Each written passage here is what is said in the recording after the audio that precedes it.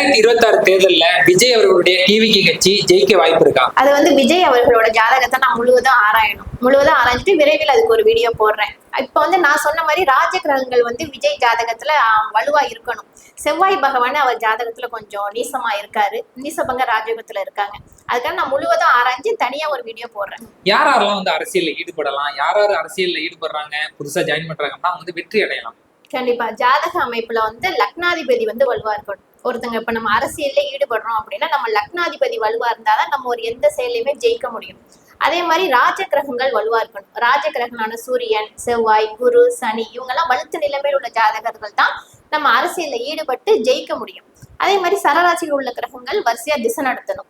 அதே மாதிரி நம்ம அரசியல் அங்க நிலைத்து நிற்கணும் அப்படின்னா அவங்களுக்கு வந்து மதிநுட்பம் ரொம்ப அவசியம் தேவை. அதனால புதன் பகவான் ரொம்ப சுபத்துவமா இருக்கணும்.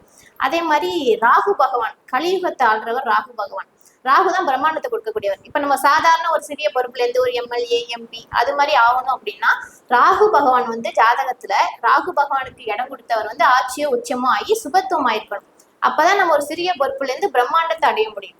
அது மாதிரி நம்ம ஜாதகத்துல கிரகங்கள் வலுவா இருக்கணும். அதே மாதிரி சில பேருக்கு வந்து மாநில அரசியல்ல ஈடுபாடு இருக்கும், சில பேருக்கு மத்திய அரசியல்ல ஈடுபாடு இருக்கும். அது அவங்க ஜாதகத்தை பார்த்து எந்த அமைப்பு வலுவா இருக்கு அதை பார்த்து நம்ம அதுக்கேற்ற மாதிரி நம்ம அது ஜாதகத்தை பார்த்து நம்ம அதுல ஈடுபட்டோம்னா விரைவில் வெற்றி அடையலாம். இது மாதிரி ஜோதிடம், ஆன்மீகம் சம்பந்தமான தகவல் தொடர்ந்து பார்க்கணும் அப்படின்னா நம்ம பேஜை ஃபாலோ பண்ணுங்க.